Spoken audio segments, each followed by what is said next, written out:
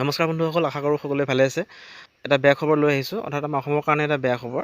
যিখিনি সময়ত অসম তথা গোটেই ভাৰতবৰ্ষতে কৰোণা ভাইৰাছে সন্ত্ৰাসৰ সৃষ্টি কৰি আছে, সেইখিনি সময়তে আৰু এটা বেমাৰে দেখা দিছে অসমত, আৰু সেইটো হ'ল আপোনাৰ ব্লেক ফাংগাছ ইনফেকশ্যন বুলি কয়, যিটো এটা বেমাৰ হয়, এটা বহুত মাৰাত্মক বেমাৰ হয়। বস্তুটো সহজতে নহয়, কিন্তু হ'লে মানে বহুত মাৰাত্মক ৰূপে দেখা দিয়ে। আজিৰ যিখন দৈনিক জনমভূমি বাতৰি কাকত, তাত আপোনাৰ এটা বাতৰি প্ৰকাশ পাইছে, আৰু তাত দিয়া মতে যোৱাকালি অৰ্থাৎ 18 মে তাৰিখে গুৱাহাটীত 2জন ব্যক্তিৰ দেহত এই বেমাৰটো দেখা পোৱা গৈছে, আৰু দুয়োজনৰ অৱস্থা বহুত সংকটজনক হৈ আছে। আৰু সেই বাতৰি লিখা আছে যে আমাৰ বিশেষজ্ঞসকলে কোৱা মতে সেই বেমাৰটো সেইসকল ব্যক্তিৰ দেহত বেছিকৈ হয় যিসকল ব্যক্তিয়ে নেকি বৰ্তমান কৰোণা ভাইৰাছৰ দ্বাৰা আক্ৰান্ত হৈ আছে।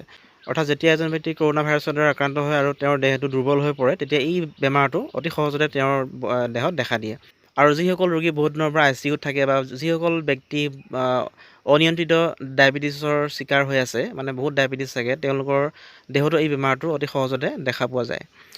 বৰ্তমান সময়ত মুম্বাই চহৰত এই বেমাৰটো অধিক দেখা দিছে, আৰু এই বেমাৰৰ কাৰণে তাত আপোনাৰ প্ৰায় 80জন মানুহৰ মৃত্যু হৈছে।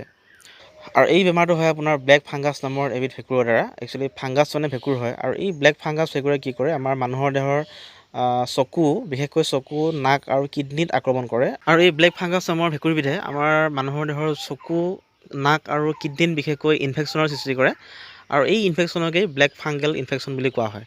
আৰু এই ৰোগৰ প্ৰধান লক্ষণবোৰ হৈছে আপোনাৰ চকুৰ বিষ হ'ব, চকু ৰঙা পৰিব, জ্বৰ হ'ব, মূৰৰ কামৰণি হ'ব, কাহ হ'ব, শ্বাসকষ্ট মানে আপোনাৰ উশাহ নিশাহ লোৱাত কষ্ট হ'ব, আৰু তেজৰ বমি হ'ব। আৰু যদিও এই বেমাৰটো এজন ব্যক্তিৰ পৰা আন এজন ব্যক্তিলৈ সংক্ৰমণ নহয়, আৰু অতি কমকৈ হোৱা দেখা যায়, কিন্তু যাৰ হয় অতি মাৰাত্মক হয়, মানে সেইকাৰণে বহুত সাৱধান। গতিকে সঁচাই এটা বহুত বেয়া খবৰ, যিখিনি সময়ত নেকি কৰোণা ভাইৰাছে গোটেই দেশতে সন্ত্ৰাসৰ সৃষ্টি কৰিছে, আকৌ আহিছে এই বেমাৰটো। গতিকে আপোনালোকে ঘৰতে থাকক, সুস্থ থাকক, বিশেষ কাম নহ'লে বাহিৰলৈ ওলাই নাহিব, আৰু চৰকাৰে যি SOP মানি দিছে সম্পূৰ্ণ মানি চলক। গতিকে বন্ধুসকল, এইটোৱে আছিলে আজিৰ ভিডিঅ'। চোৱাৰ কাৰণে বহুত ধন্যবাদ। নমস্কাৰ, জয় অসম।